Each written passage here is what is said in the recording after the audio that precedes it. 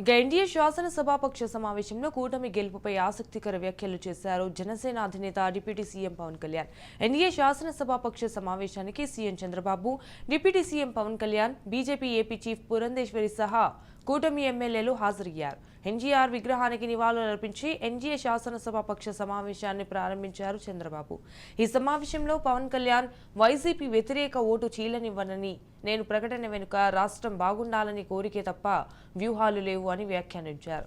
అయితే వైసీపీ వ్యతిరేక ఓటు చీలనివ్వకూడకుండా ఉండడానికి ఎంతో కష్టపడ్డామన్నారు. వైసీపీ వ్యతిరేక ఓటు చీలనివ్వకూడదనే బలమైన ఆకాంక్ష అద్భుత విజయాన్ని తెచ్చిపెట్టిందన్నారు. అందరి సమిష్టి కృషితో అద్భుత విజయం సాధ్యమైందన్నారు. అయితే గెలుస్తున్నాం, కొడుతున్నాం అన్ని మొదటి నుంచి చెప్పింది చంద్రబాబు అన్నారు. భయం లేకుండా ఉండడం చంద్రబాబు దగ్గర నుంచి నేను ఎంతో నేర్చుకున్నా. చంద్రబాబుకు ఏం జరిగినా భయం అనేది ఏ కోశాన లేదు. ఎన్ని ఇబ్బందులు ఎదుర్కొన్నా, కుటుంబ సభ్యులను కించపరిచినా చంద్రబాబు గుండె చెక్కు చెదరలేదన్నారు. నేను ఈ 100 రోజుల్లో కూడా కీలకమైన ఆంధ్రప్రదేశ్లో పంచాయతీరాజ్ సంబంధించి గ్రామీణాభివృద్ధి శాఖ సాధించిన పురోగతి మీకు నేను తెలియజేసుకుంటాను. 3 అంచెల స్థానిక సంస్థలకు నేరుగా 23-24 సంవత్సరానికి 15వ ఫైనాన్స్ కమిషన్ గ్రాంట్లు 2వ విడత దాని రూపొంది కింద 998.62 కోట్లు విడుదలయ్యాయి.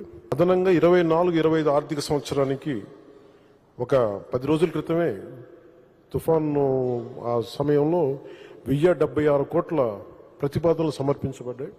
నిధులు మెల్లిమెల్లిగా రావడం స్టార్ట్ అయినాయి. చంద్రబాబు గారు ప్రతిసార్లు ఢిల్లీ వెళ్ళి మాట్లాడి ఆయన నాయకత్వ ప్రతిభతోటి గుంటల దగ్గర నుంచి రోడ్లు, కనెక్టింగ్ రోడ్స్, లేదంటే వాటర్, ఇవన్నీ కూడా మీకు చేయడానికి ముందుకు తీసుకెళ్తా ఉన్నాం. అలాగే మేజర్గా మనం చేసింది పంచాయతీలు, మీరు గుర్తుపెట్టుకోవాల్సిన 70% పంచాయతీలు వైసీపీ గెలిచిన పంచాయతీలు. ఎన్నికలు జరగలేదనుకున్నది వేరే విషయం. కానీ ఆ పంచాయతీలకు కూడా ఎన్డీఏ చంద్రబాబు గారి నాయకత్వంలో ఎన్డీఏ కూటమి ప్రభుత్వం తన మనాని భేదం చూడదు, మన పార్టీ తన పార్టీ అని చూడదు. అందరికీ సమానంగా మేము చూస్తామని, డబ్బులు కల్పిస్తామని అంటానికి చిన్న నిదర్శనమే స్వాతంత్ర దినోత్సవం మరియు గణతంత్ర దినోత్సవ వేడుకల కోసం గ్రామ పంచాయతీల వ్యయ పరిమితిని 5,000 జనాభా వరకు ఉన్న గ్రామ పంచాయతీలకు 10,000 రూపాయలు, 10,000 రూపాయల కంటే ఎక్కువ జనాభా ఉన్న వారికి 25,000 రూపాయలు పెంచడం అయింది. తిరిగి పంచాయతీలకి పునర్జీవనం కల్పించడం అయింది. ఈ గ్రామ సభలో సుమారు 1 కోటి మంది పైగా గ్రామస్తులు పాల్గొని ఒకటే రోజు 13,326 గ్రామ సభలు నిర్వహించడం ఆంధ్రప్రదేశ్ పంచాయతీరాజ్ మరి గ్రామీణాభివృద్ధి శాఖ అది ఒక బలమైన ప్రపంచ రికార్డుని సాధించింది.